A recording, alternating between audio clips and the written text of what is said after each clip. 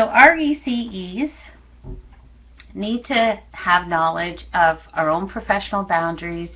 We need to have knowledge about what dual relationships are and what the conflicts of interest might be in these relationships. So with professional boundaries, you're responsible that you're responsible as the RECE and not the parent for maintaining what a professional boundary looks like. Dual relationships could be with a family or a colleague or somebody you supervise, or a relationship addition to your, and it's a relationship in addition to your professional one, and conflicts of interest need to be understood, and what constitutes that conflict of interest and when do you need to declare that. So these are pieces of knowledge that we all need to understand as professionals. So let's talk a little bit about professional boundaries. You heard from the standard itself that RECEs hold positions of trust and responsibility for children under their care, and they understand the importance of maintaining professional boundaries with children, families, and colleagues. So if your boundaries aren't clear between yourself as a professional and your personal relationships, there could be consequences for the children, or for a peer that you're working with, or someone you're supervising with. So that little piece about the blurring what those boundaries could be between the RECE and the child or the family or each other, those are the parts that we need to be really understanding. How far is too far in a relationship, or how can I as a professional learn to separate those two things?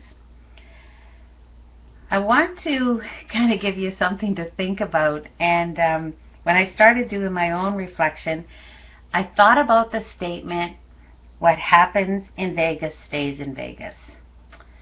However, as RECEs, what happens in Vegas and that might come back to our hometowns is something that we need to consider, and what those boundaries look like.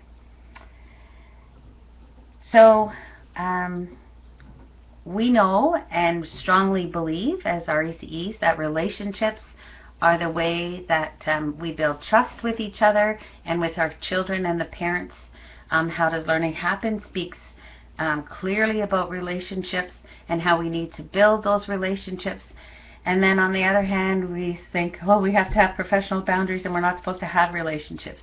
We are absolutely not saying you're not to have relationships with people. We just need to know what those boundaries look like, and that we don't put children at risk in these relationships that we're building.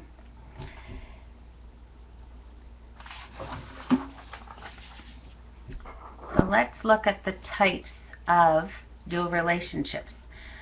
So there could be, there's three types: familial, business, and personal. So with the familial, the RECE has a family relationship with someone in that workplace. Okay, so either my daughter works in the program that I work at, or I have a child that comes to our child care program. So I'm working sort of side by side, maybe not in the same room. Business, the RECE exchanges money or service with a child's family or a peer. So you're going to gain a benefit out of that, perhaps a financial benefit. So often we're asked to do respite work, or to provide childcare in the evenings or on weekends for families to help support families. And there's personal. So the RECE has a friendship or a romantic relationship with a child's family member or a colleague or someone they supervise outside of the workplace. So if you think about the definition and the three types of dual relationships in your poll question, you might think, oh, maybe that's changing because I do offer childcare in the evenings, or I do go to Vegas on a weekend. So it's important that we need to really think about what these dual relationships really look like in our own smaller communities and workplaces. So years ago, my daughter worked for another agency that supported special needs resourcing for our community, but she actually worked physically in the same program that I was leading. So it was difficult some days for me to be able to separate this being my daughter, or for her one day she called me Mom instead of Tracy. So it could be a little bit stressful. There's other relationships. I know of mothers and daughters and mothers and sons that work together in programs. Sisters work together in programs and in leadership roles. So this happens frequently. Again, it's understanding that one person might be in a higher leadership role, or maybe they work side by side each other, and what those relationships look like. With business, I said earlier, we often think about providing licensed childcare for families, or not licensed childcare, just childcare in the evenings, or we're doing some respite work to help support families. So that monetary piece is attached to that often. And personal, sometimes romantic relationships happen, and we need to identify what those are and communicate with people.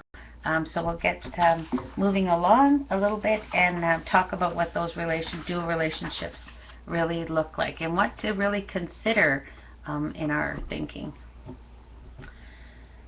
So questions for reflection. How does my professional judgment play a role in my relationships? What are the risks of dual relationships? And how can I manage my dual relationship? So again, the college and myself as well, we're saying that dual relationships are fine. We just need to know what these boundaries are, and how our professional judgment plays a role, and what might those risks be, and how can I manage this so that everybody has a clear understanding of what those boundaries might be. An easy way to think about those questions is what if. So I often played the what if game with the children in our programs. What if you were walking home and a van drove up beside you? So put yourself back in the what if shoes and think about what some of those scenarios might be. How have I crossed the line? What if I enter into this relationship, this business relationship, and have some exchange of money? What if that family doesn't pay me, and then I have to see them tomorrow morning and they still haven't paid me, and what are my feelings going to be, and is my judgment going to be affected on the relationship that I have with the child the next day? So think about those questions for reflection in lots of the practice guidelines and the practice notes, and soon you'll be receiving a Try It at Work. There's lots of opportunities that Meredith talked about from the college resources for us to reflect together and to think about these questions, play those what if games with somebody who may be your mentor or a critical friend. So it's important to really think about what those look like. Okay? Professional judgment. So how does my professional judgment play a role in my relationships? There's 3 concepts that inform our professional judgment: ethical and professional standards. So we can never, ever, ever forget our code of ethics and standards of practice that we live into each and every day. Our professional knowledge and our experience, and our reflective practice. So all 3 components of this make up this professional judgment that we need to consider in all of our what ifs and in our daily practice. We live in a fast-paced world, and it's easy to react and offer opinions and advice, and perhaps that's not our role sometimes, and we need to kind of slow down and take that time to really reflect. The biggest part of all of this piece in the judgment is questioning, are you putting the child or the family's best interest first? So this is our role and our responsibility to the College of ECE and to the children and families that we work with every day. When we think about professional knowledge and experience, I always think of it in two ways. Am I reacting to a situation, or am I responding to a situation? So I need to sit back and think about those relationships and how I'm really responding to them, or do I have this knee-jerk reaction and reacting to whatever is happening.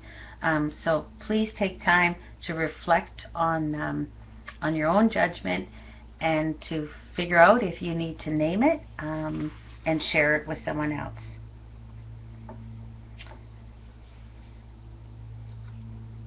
So one of the reasons why my CPL moved into really considering dual relationships was that I recognized that I had hundreds of dual relationships. I live in a really small town, so people know me. Our agency used to be called something else, and it rhymed with Tracy, so they often called me so-and-so Tracy. So people associated me with the agency where I worked, and I grew up in this very small town, so they knew me really well. So I had all these dual relationships, felt I was managing them well. I used good professional judgment. And then I had a situation where it really spoke to my heart, and I kind of was uneasy with that situation.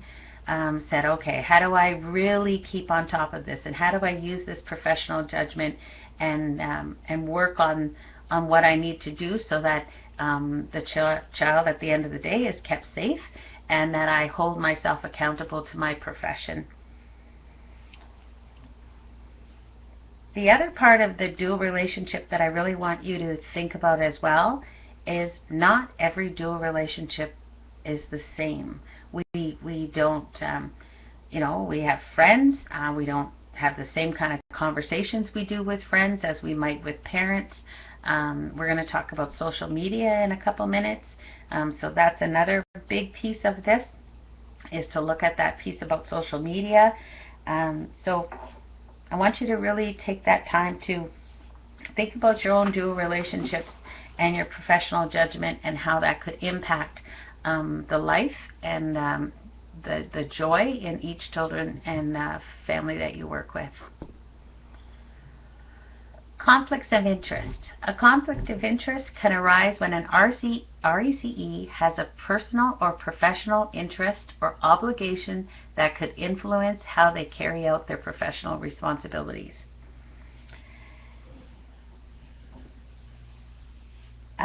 In the practice summary that's available online, they give a really good example. With a financial interest in keeping her weekend job, Jen's professional practice and relationships at the child care center might be influenced. She wants to maintain a positive business relationship with Holly's family. When Holly's parents arrive late for pickup, Jen doesn't charge them for their late fee. She's ignoring the late fee policy at the center that other families must adhere to. Her professional judgment has been impaired and is influencing how she carries out her responsibility to follow the workplace policies.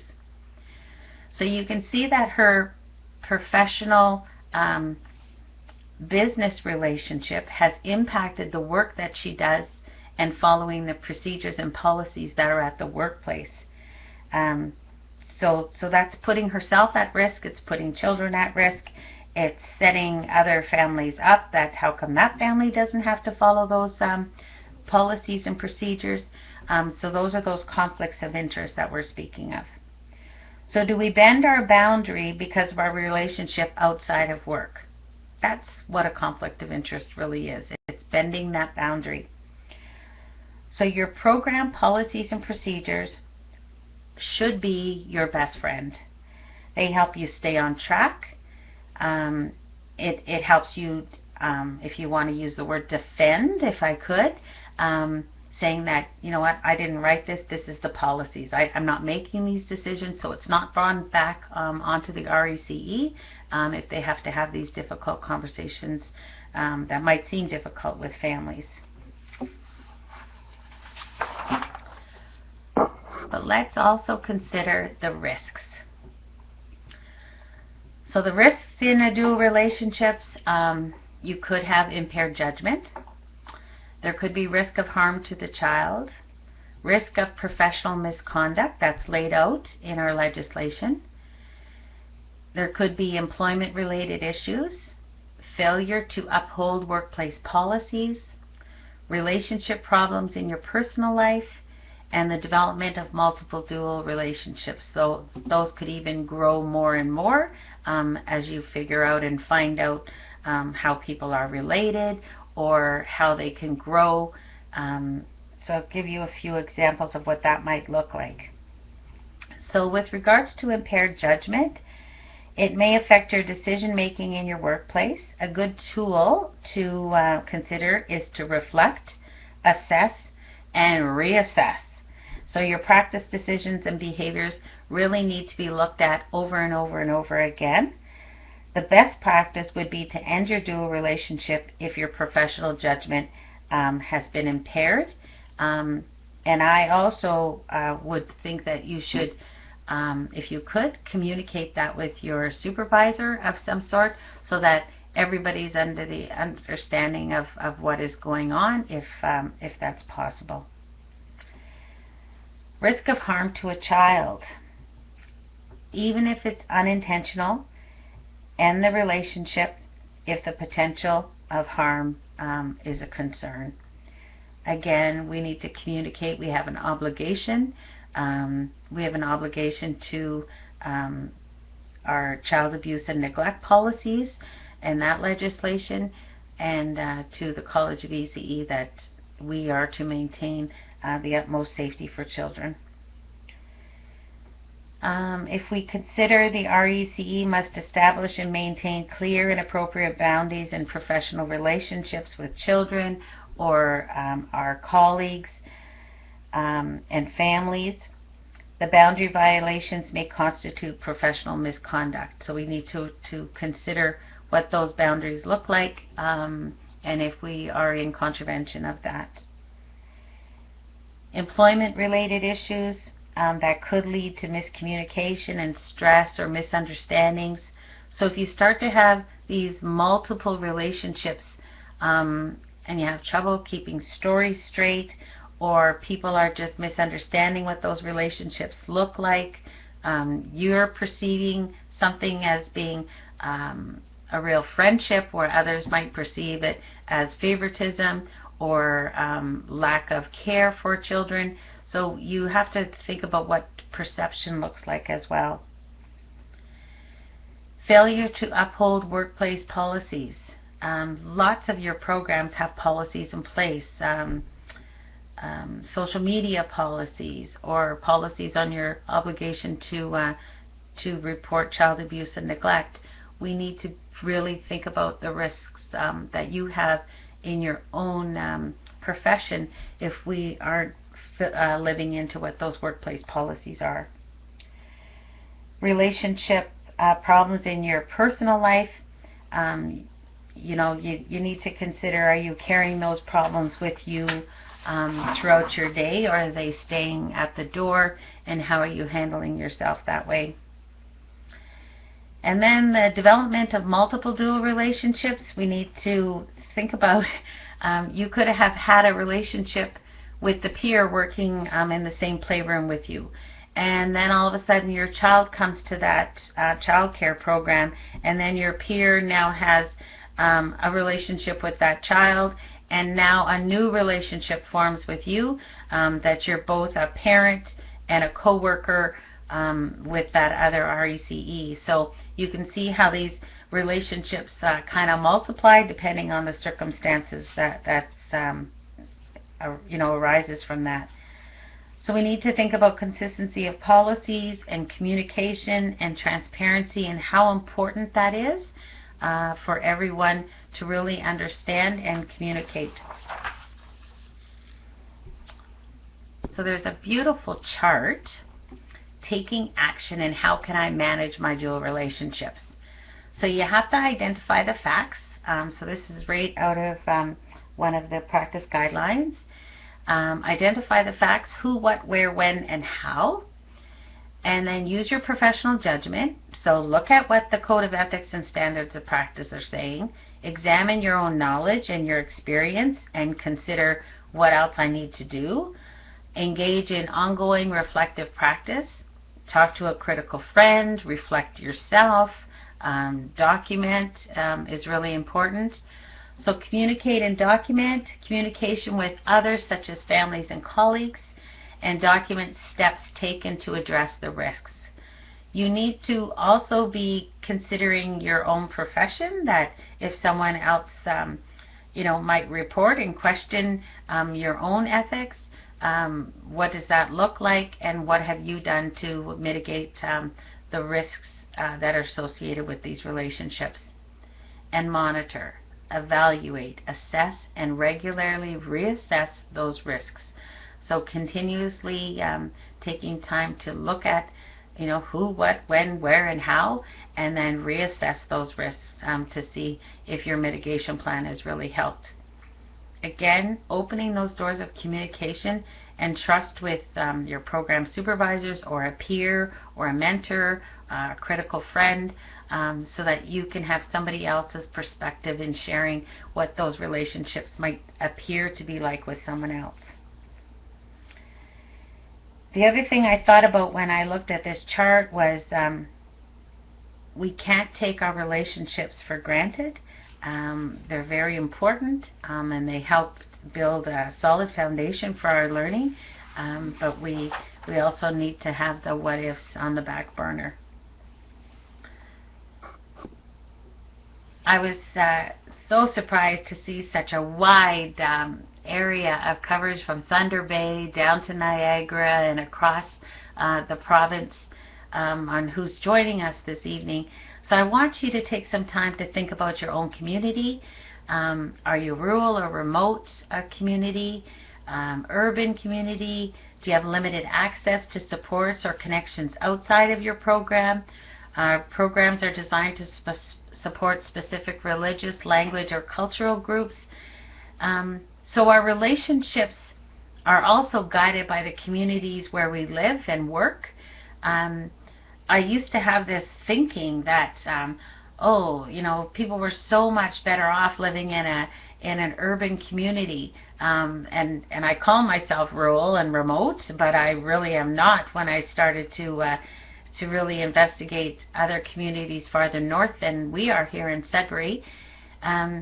But even in an urban community, people can feel isolated. They may also not have extended family that are around them. So they have built these strong relationships with the RECEs and the program, and they then extend them and say, oh, you know what, we have a wedding, and can you provide childcare for us this weekend? And that's how these relationships go. So it's grow. So it's really important to consider your community and the supports that families have. I had to really take time to stop and say, because I thought in my mind, don't provide, you can't provide childcare for families. Like, it's just a no-no, but it doesn't have to be that way. So I've learned a lot and broadened my own thinking about how relationships look and the relationships that form in our programs. So my own behavior was dictated by my community that I'm in right now, and now I need to look more at that. My behavior is really dictated, and that's not in a negative sense, by my Code of Ethics and Standards of Practice. So I truly believe that I try my best in living into what these Code of Ethics and Standards of Practice mean to my profession. From the chart, you saw reflect, assess, and reassess our policies and our procedures and our Code of Ethics and Standards, and we need to share and research and gain additional knowledge. And I strongly believe that this is where the CPL really holds us accountable to our profession, so that we can research and gain more knowledge and practice and coming on a webinar for the first time and really talking about things. So that reflective piece is so critical to our profession. And not only do we do it in understanding children's different languages, we need to really think about how it affects our own work and our practice. And then along came social media. So it's changing how we communicate in both personal and professional lives. RECs must consider the risks and benefits of using social media. We need to be reminded of setting professional boundaries when using social media. Online communication is consistent with the ethical and professional standards, and we need to really think about the policies of the workplace environments.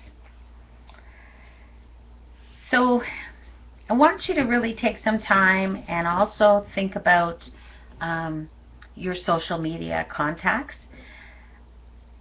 I heard that a younger person in my family actually say, I nearly have 1,000 friends on Facebook. And I went, wow, that's a lot of friends. So I said, do you talk to all of these friends all the time? And how does that work? So our relationships are not only the face-to-face relationships that we have and how we need to look at what our social boundaries and professional boundaries look like. Those are carried into our social media parts of our lives as well.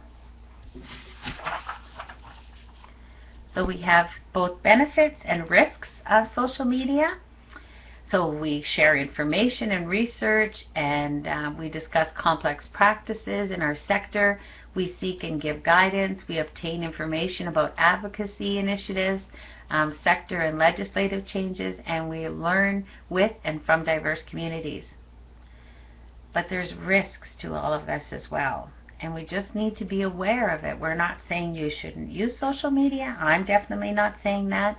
But our risks are about our profession and our accountability, confidentiality and information sharing, and that's both our peers and with our children and families, and the professional boundaries and dual relationships that we have.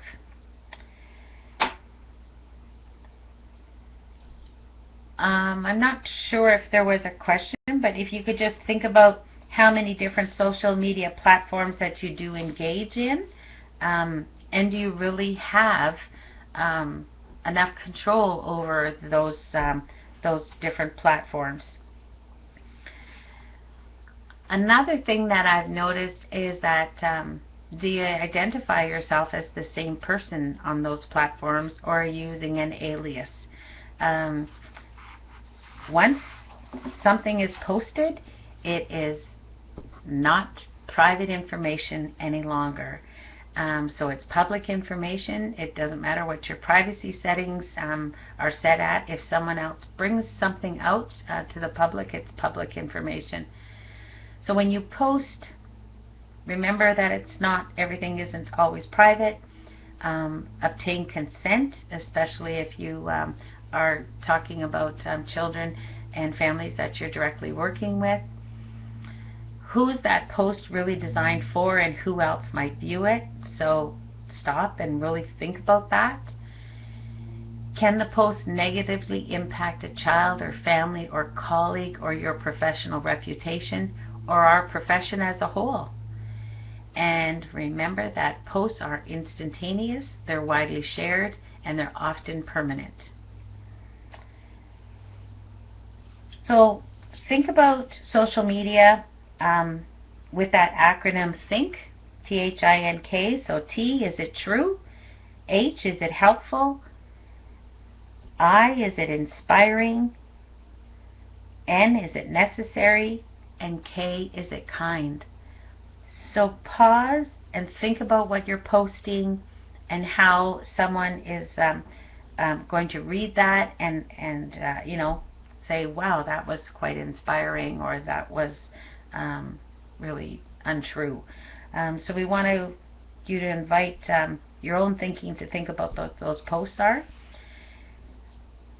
A couple of years ago, someone I knew went to a job interview, and at the job interview, they said, you know what, we're just about ready to offer this position to you, and we would like to know if you would object to opening up your own Facebook page with us here. And this person did open his Facebook page, and he did share, and he felt he had nothing to hide. And then about a year later, a very young person related to me was talking about a job, and I knew what was on this young person's Facebook page because we're related.